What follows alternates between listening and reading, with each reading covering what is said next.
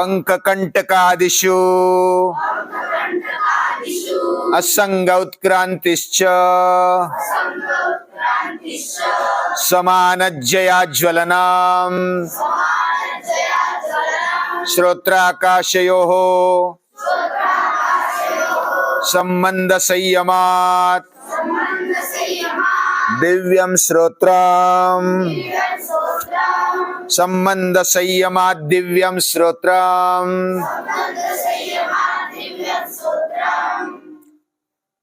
एक छोटी सी कहानी बताता हूं, तो ये जल्दी समझ में आने के लिए कहानी अच्छी होती है।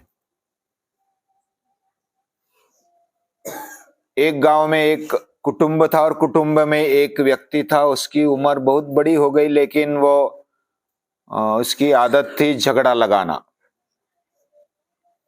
वो गांव में झगड़ा लगा देता था, खुद झगड़ता था। और अभी उम्र ज्यादा हो चली, उसकी शादी भी हो गई थी, बेटे भी हो गए थे, उम्र पूरे 50 साल के ऊपर चला गया। फिर भी उसका स्वभाव वो छोड़ता नहीं था। तो गांव वालों ने सोचा कि इसको है ना तीर्थ यात्रा में भेज देते हैं। थोड़े बहुत पैसे वर्गनी करके जमा। पहले काल में तो कोई गाड़ियां नहीं थी, कोई वाहन नहीं था, तो पैदल जाना पड़ता था। और काशी जाकर आना है तो 2 महीने, 4 महीने, 6 महीने तक पैदल पैदल जाना, पैदल पैदल आना। इस प्रकार यात्रा होती थी, तीर्थ यात्रा। तो उसको बाकी ने बोला, बाकी दोस्त थे, गांव वाले थे, कि तुझे थोड़े पैसे या तो कोई वित्त जमा कर देते हैं और तू जाकर आ जा, तेरा स्वभाव बदलना चाहिए, ऐसा तुझे भी लगता है? तो बोला कि लगता है, लेकिन मुझे ऐसा पूरा दिन में चैन नहीं पड़ता अगर झगड़ा नहीं हुआ तो। ऐसा उसको, वो तो जानता था लेकिन फिर भी झगड़ा करता था। तो बोला कि ठीक है, चलो तीर्थ यात्रा में जाते हैं। तो तीर्थ यात्रा में व्रत लेकर जाना होता है, और जैसे पैदल पैदल चले गए, जिधर गांव आया मुकाम के लिए उधर रुक गए, फिर आगे चले। तो इस प्रकार 1 दिन हो गया, 2 दिन हो गए, 3 दिन हो गए, 4 दिन हो गए। तो उसको अभी पैदल चलने में समय जाता था और झगड़ा करने के लिए कोई ऐसा व्यक्ति नहीं मिलता था। नए नए व्यक्ति आते थे तो कैसा झगड़ा करे। तो 4-5 दिन के बाद एक गांव में रुका। वो रुका, उसको लगा कि आज थोड़ा मनोरंजन कर लेते। तो एक दिन रुका, पूरा 24 घंटे रुका। उसने पूरी गांव की जानकारी ले ली। एक कुटुंब बहुत ही अच्छा था, संयमी था, सज्जन कुटुंब था, और वो 4 लोग ही रहते थे उस कुटुंब में। हाँ, माता पिता, बेटा और बहू, ऐसे 4 लोग रहते थे। तो उन्होंने उनको टारगेट किया कि इनमें झगड़ा लगवा देते हैं। तो अभी उसने क्या किया, साधु महाराज का वेश धारण कर लिया था। अभी तीर्थ यात्रा में निकला तो कपड़े साधु जैसे पहने और पीपल के पेड़ के नीचे बैठ गया। 1 दिन हो गया, पूरे गांव में घुमा, देखा कौन कैसा है क्या है, पूरा वातावरण उसने झांप लिया। उसका अभ्यास भी अच्छा था, और वो पीपल के पेड़ के नीचे बैठ गया। अभी लोग दर्शन करने के लिए आते, कोई तीर्थयात्री जाता है तो अरे वाह, तीर्थयात्री है, वो पवित्र बनने के लिए जा रहा है, पवित्र बना हुआ है, तो ऐसे महापुरुष का दर्शन करना चाहिए ना। तो सभी दर्शन के लिए आते थे। तो वो घर वाले जो 4 लोग थे ना कुटुंब में, वो भी दर्शन करने के लिए आते। तो पहले दिन आ गए, दूसरे दिन भी आ गए। तो दूसरे दिन फिर कहाँ से आ गए साधु महाराज, कहाँ जा रहे हो, ऐसा एक एक बात पूछते थे। फिर चले जाते थे, उनको नमस्कार करते थे। तो पहले बेटा आ गया। बेटा आ गया, उसको हालचाल पूछा, कैसा है, क्या है, तेरा कुटुंब कैसा है? बहुत अच्छा है, लेकिन क्या तुझे मालूम है तेरी पत्नी है ना, ये डाकिन है, पता है तुझे? अरे बाप रे, उस बोला कि डाकिन है, यानी उल्टा है, डाकिन है। तो तेरे को पता नहीं अभी तक? अभी साधु महाराज बोल रहे हैं, और वो तो सच्चाई बोलेंगे ना, वो कहाँ झूठ बोलेंगे। ऐसा उसको लगा। उसने कहा अच्छा ऐसा है, लेकिन मुझे ऐसा नहीं लगा अभी तक। तो क्या, बहुत साल 2 साल हो गए लेकिन ऐसा नहीं लगा। तो आज रात में ध्यान रखना वो क्या क्या करती है। तो ऐसा बोलकर वो तो किसी को नहीं बताना, केवल ध्यान रखना, सोने का नाटक करके ध्यान रखना। उसको भेज दिया। अभी सासू माँ आ गई। सासू माँ को वैसा ही बोल दिया कि तेरी बहू है ना, वो डाकिन है, उल्टा है, उसकी नजर अच्छी नहीं है। तो वो तो बस बोल दिया उसको। तो वो फिर सासू माँ बोली, अरे अच्छा, मुझे घर में रह करके पता नहीं, ये ऐसा कैसा हो गया। तो वो भी बिथर गई। और वो बोली कि साधु महाराज आप बोल रहे तो सही होगा, लेकिन कैसा विश्वास करे, वो अभी अभी तक उसको देखा नहीं ऐसा करते हुए। बोला कि आज रात ध्यान रखना वो क्या करती है। फिर वो जो पिता थे ना, वो आ गए दर्शन करने के लिए, अलग अलग समय पर आ गए। पिता को बोल दिया कि तुम है ना, तुम्हारी बहू ये अच्छे स्वभाव वाली नहीं है, उल्टा है। उसको वो उल्टा है, डाकिन है, क्या क्या बोलना नहीं था वो बोल दिया। और वो है ना, आपको कुछ करना चाहती है, और आपको मंत्र बोल के रात को, आज रात में ध्यान रखना, वो आएगी और आपके पास आएगी 12 बजे। तो ध्यान रखना क्या क्या करती है। तो उसको ऐसा लगा कि मैंने तो अभी तक ऐसा नहीं देखा, मैं तो सो जाता हूँ तो कुछ याद नहीं रहता, बस गाढ़ी निद्रा लेता हूँ, आराम से सोता हूँ। अभी तक तो अच्छी दिखती थी, अभी क्या हो गया मुझे अभी तक पता नहीं चला। वो फिर चल बिचल हो गए। फिर पूरा दिन वो सोचता रहा। बहू भी आ गई दर्शन करने के लिए। बहू को बोला कि तुझे पता है, तेरे ससुर अच्छे दिखते हैं लेकिन अच्छे नहीं, वो उनकी नजर भी अच्छी नहीं है, और वो रात को पीकर आते, दारू पीकर आते, व्यसन करते, ये तुझे पता नहीं अभी तक। ऊपर ऊपर से अच्छे दिखते, माला पहनते, लेकिन वो दारू पीते। अच्छा, मुझे पता नहीं है। तो रात को जाना, थोड़ा गंध लेकर आना कैसा मुंह का, सभी सो जाए तब आना, किसी को मालूम नहीं पड़ना चाहिए। अभी सभी को घर वालों को बता दिया। घर वालों को बता दिया तो अभी पूरा दिन वो विचार करते रहे हर एक। और हम दूसरे कोई बोलते हैं ना, ऐसा विचार करते, अरे ये ऐसा है, मुझे अभी तक पता नहीं चला, मैं उनका काम कर दूंगा, घर पे निकाल दूंगा। बेटा सोचता था ऐसी है मेरी पत्नी, और मुझे पता नहीं, देखते रात को क्या होता है। तो अभी सभी विचार करने लगे, एक दूसरे को कोई बोलना बंद कर दिया। दिन भर में अपना अपना काम किया, रात को थकान हो गई, सो गए, काम किया, भोजन किया, सो गए, लेकिन सो नहीं गए, ऐसे देखते थे थोड़ा सा चादर ऊपर करके, लेकिन ऐसी रखी थी कि बस देखते रहना, सोने का नाटक करना। सभी ऐसे ही सोते थे उस दिन। तो सभी ऐसे सो गए। तो 11 बज गए। एक एक क्षण उनके लिए ऐसा था कि आज उसका निकाल ही लगा देते, उसका न्याय कर देते। सभी को ऐसा लगा। अभी रात को बराबर बहू को लगा कि अभी सो गए सभी। अभी धीरे पांव से वो अपनी चादर बाहर रखी, दूर कर दी। अभी पहले तो एक घर में ही सोते थे, घर छोटा होता था, घर में ही सोते थे। तो वो धीरे से उठ गए, बिना पांव हिलाए, बिना पांव का आवाज किए, वो धीरे धीरे धीरे धीरे।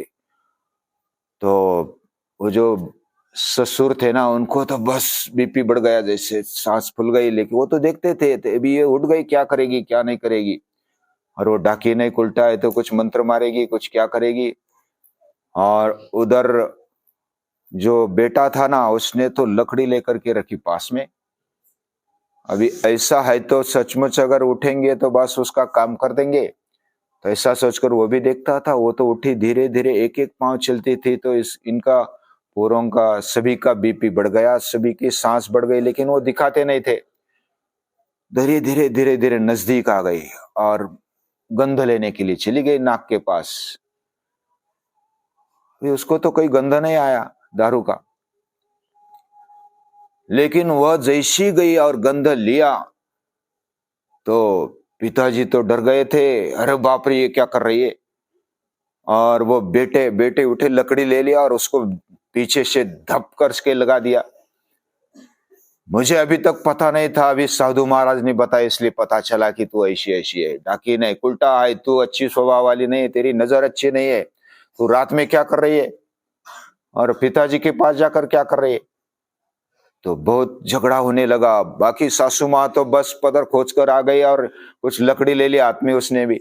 चल अभी के अभी बाहर, घर के बाहर, घड़ी तो कड़ी कड़ी लगा दी थी बीच में से, कड़ी खोल दी और उसको धकेल दिया बाहर, अभी के अभी बाहर निकल, चल तू मेरे हमारे घर में नहीं रह सकती।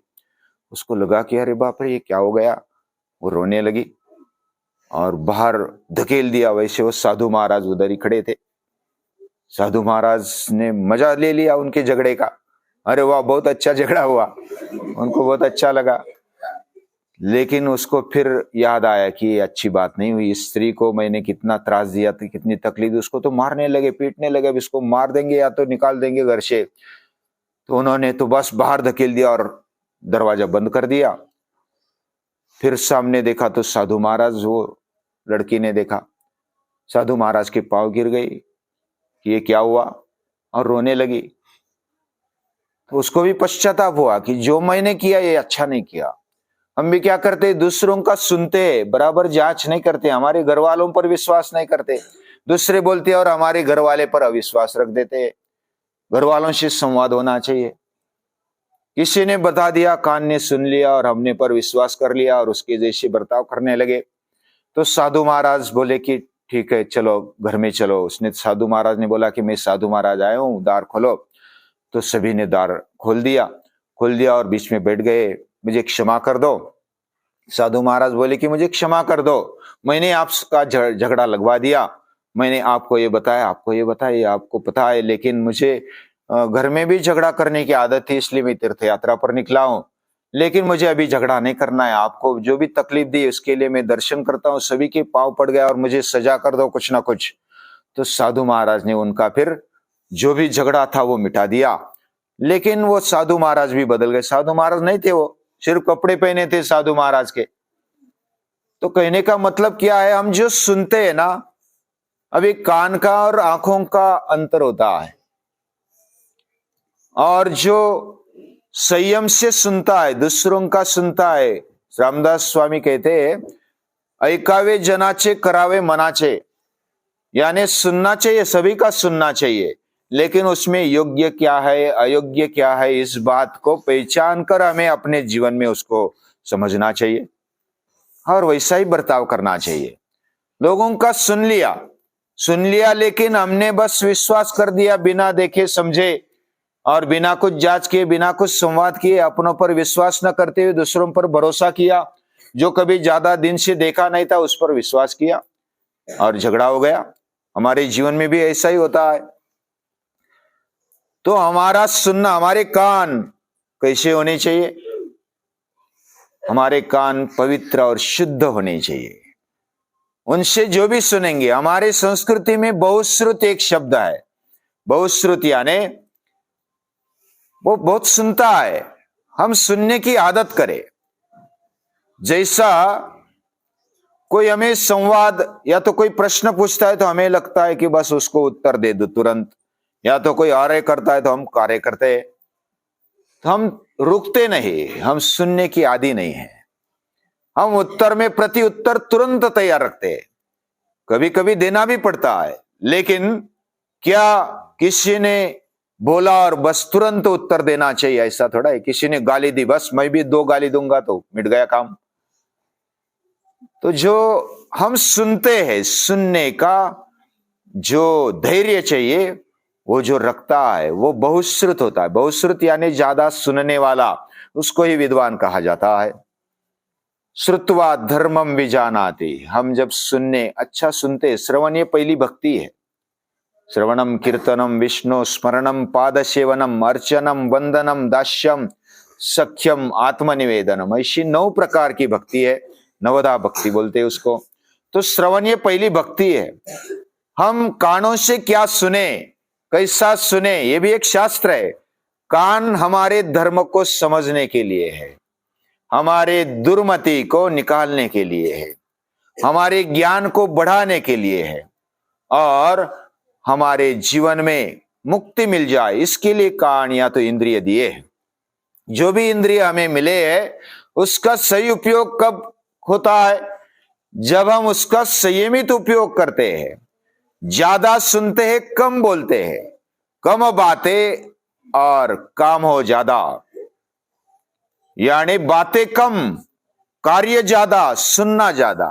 सुनने पर जैसा कोई जो एक क्रिकेटर था और उसको बोलते थे कि अरे ये तो बहुत बार आउट हो रहा है, 100 तक पहुंचता है, 100 नहीं करता और बार बार आउट होता है। तो बहुत बार वो मूड नहीं रहता क्रिकेटर का या तो खिलाड़ियों का, तो जल्दी जल्दी आउट हो जाता है। लोग भी बोलते, बहुत सारे देखने वाले होते हैं तो लोग बोलते रहते हैं, लेकिन हर बोलने वाले को उत्तर देते नहीं। वो जो खिलाड़ी होते हैं ना, वो तो अपने बैट पर या अपने खेल पर एकाग्र होकर के उस पर फोकस करते हैं। मुझे अच्छा खेलना है बस, बाकी कौन क्या बोलेगा, कोई स्तुति करेगा, कोई निंदा करेगा, मुझे कोई लेना देना नहीं। और वो बैट से या तो अपने हाथ से, अपने खिलाड़ू वृत्ति से उत्तर दे देता है, अपनी क्रिया से उत्तर दे देता है। बहुत बार सभी प्रश्न के उत्तर देने नहीं होते। कोई बोलता है, टीका करता है, कोई निंदा करता है, कोई गाली देता है, तो देने दो, उसके पास रहेगी। अब हम नहीं लेंगे तो कहां जाएगी वो। जो समझे कि किसी ने हमें भेंट वस्तु देने के लिए आ गया, हमने बोला कि मुझे नहीं चाहिए भैया, आप कोई रखो, मुझे नहीं चाहिए, मैं नहीं लूंगा, तो किसके पास रहेगा वो भेंट वस्तु? उसके पास रहेगा ना। गाली भी हमने समझो नहीं ले ली, तूने दे दी लेकिन मुझे नहीं लेना है ना, आपको ही सुपुर्द करता हूं, न बोलते हुए। मौनम सर्वार्थ साधनम। अभी हम मौन तो धारण करते हैं, लेकिन मन में उथल पुथल होती है, मन उल्टा पुल्टा होता है, अभी ले लो ही नहीं ना उसको। हमारे जीवन में सुनने का इतना महत्व है। सुनने में भद्रं करणे भी शृणुयाम देवाः। अभी उसको दैवी कैसे बनाना? आकाश व्यापक है, आकाश में से शब्द निकलता है। आकाश यानी खाली जगह, ये खाली जगह है।